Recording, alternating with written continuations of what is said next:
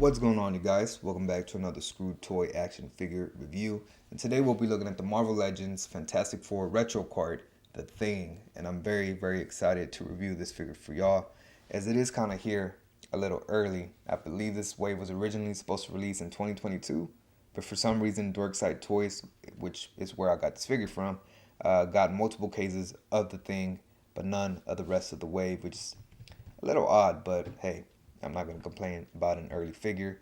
So let's get a closer look at the packaging, and then we'll get a closer look at the figure itself. I'm getting a quick look at the packaging. It is very similar to the retro card Doom that we got back in 2020, 2019. Can't remember what year it was, but yes, very similar to that Doom, as it is, rounded, and it is a lot bigger than your normal retro card packaging.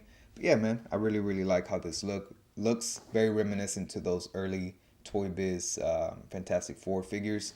You get the figure here in the middle, and then a very nice animated version of the Thing right here, which looks really nice. Marvel's the Thing, the name.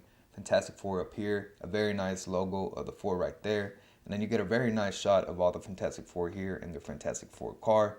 And I'm really digging this packaging, man. You get like them in outer space. You get all these stars. Yeah, it looks really good. And then up here, if you're 4 and under, you can't play with it. Marvel Comics, warning, choking hazards. Don't need the figure. Hasbro. On the back, you get the little, image to show that the head is swappable. Usually in the old Toy Biz days, they did have a gimmick, so the gimmick would be pictured here. Same picture from the front. Marvel's the Thing. You get a read up of the Thing right here. So if you want to pause that and read that now, you can do so. And then again, Fantastic Four, as it is a Fantastic Four figure. Marvel up here. The rest of the wave, which I am very excited to get. I did only order the Fantastic Four. I didn't order Cycleman and High Evolutionary, as I'm not too familiar with the characters. So maybe I'll just pick them up to review for you guys, but we'll see. And then a whole bunch of other bullshit down here that no, I'm not going to read all that. And then if you need the barcode, there it is. You can pause that and take that now. But not much more, man. On the bottom, you can see this little paper right here, and you can see the rest of the accessories. So yeah, let's crack this bad boy open, get a closer look at the Thing himself. Now getting a quick look at all the accessories that Ben Grimm does come with. Straight out of the packaging, he does come with this head. And I'm going to just be 100% honest with you. I'm not a big fan of this head, man, as he does look kind of lost, a little confused. I don't know, man. This head sculpt is just very goofy looking, in my opinion. And his left eye seems to be drifting a little bit to the side, so he looks a little bit cross-eyed, a little bit, again, goofy. He doesn't have any teeth, as he was drawn like this in his original run, or in the original run of the Fantastic Four. So yeah, not a big fan of this head sculpt, but he does come with another head sculpt. And honestly, this one's a million times better. It's a lot more serious, a lot more angrier. He looks like he's about to kick your ass. And just comparing the two, man, I mean, come on. Yeah, this head sculpt's never leaving this body ever again.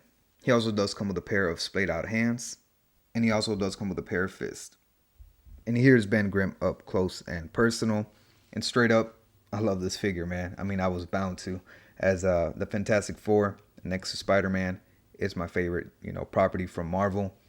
And, he's a solid figure, man. It's a Thing. It is, the third time we've seen this body mold. First time we seen it was with the Walgreens exclusive Thing. And then second time we saw it was in the Super Scroll Build-A-Figure wave. So yeah, we won't get too in-depth with this figure, again, as it is just reuse of those old body molds. The only thing different about this figure is the head sculpt and the head sculpts and the upper thighs, as they are sculpted here to have these little tiny shorts. But yeah, man. Pretty similar to the Super Scroll Build-A-Figure Thing, as it is, just a solid orange with these very nice lighter orange paint sprayed over, the high parts of his body, like his shoulders, his chest, the top of his head, to make it look like, not just a solid figure and bland, I guess. But yeah, they did go all out and put some on the back as well, on the bottom of the feet. So very similar to that one. I wish they would have went the route that they did with the Walgreens exclusive, where it was a solid orange, but all these little crevices had paint in it. It looked like they had a wash over these rocks and inside of the crevices, and that really helped make the figure pop a lot more than what this orange is doing here. Was never really a big fan of it, kind of look a little funky, but it is what it is. I'll take anything that they give us. anything. See what I did there, but yes, anything, any Ben Grimm that they give us, because again, I love Fantastic Four. But again, getting a closer look at the head, it is again very very nice. You can see those nice blue eyes. I believe that's metallic paint in the blue to really reflect that light and make it look like realistic eyes. The teeth are nice and clean. No real like missing paint or anything. It is nice, white and crisp. And then the top of the head, you can see some of that overspray on top of that orange plastic. On the back, you can see that as well. The arms, again, you can see it on the shoulders, forearms, chest, and then same thing on the other arm. Nothing much on the legs. And then on the feet, that's where you can see a lot of that overspray. Even in the side of the foot, on the back, not much. And yeah, man, nothing too crazy about this figure. Again, we've seen it plenty of times. The shorts are nicely sculpted. Not a big fan of these right here, how they're angled upwards right here. I wish they would have just been straight across right here. I don't know why they did that way. That is a little bit odd.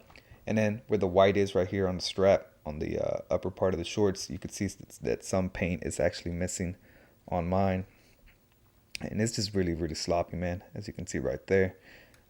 When you turn them back, you can't really see it as much, but then you can see it kind of right here. So that is a little bit unfortunate. But again, I'll probably get a second figure, another figure of this guy, as I do love the Fantastic Four. So yeah, I won't mind getting another one of this guy. But yeah, man, again, nothing too crazy. You can see his rock butt. And again, I always love how they did this, the butt on the thing, because it's not just round. You can see actually all these little nice crevices and kind of like those rock shapes in those shorts. So that is pretty cool, man. Attention to detail. I always love attention to detail. And even on the hinges right here, not hinges, I'm sorry. Yeah, hinges, I guess that's what they're called. You can see all that nice sculpt in there. And then in the forearms as well. This one as well. In the knees, you can see all that sculpt go through out all those hinges, man. So that is very nice. Now getting a quick look at the thing's articulation. Again, we've seen this body mold plenty of times, so we should be pretty familiar, but we'll get a closer look at it anyways. His head is on a ball and hinge, so you can look up without popping the head off. Hold on, give me 1 second to pop it back on. So without popping the head off, he can look up that much.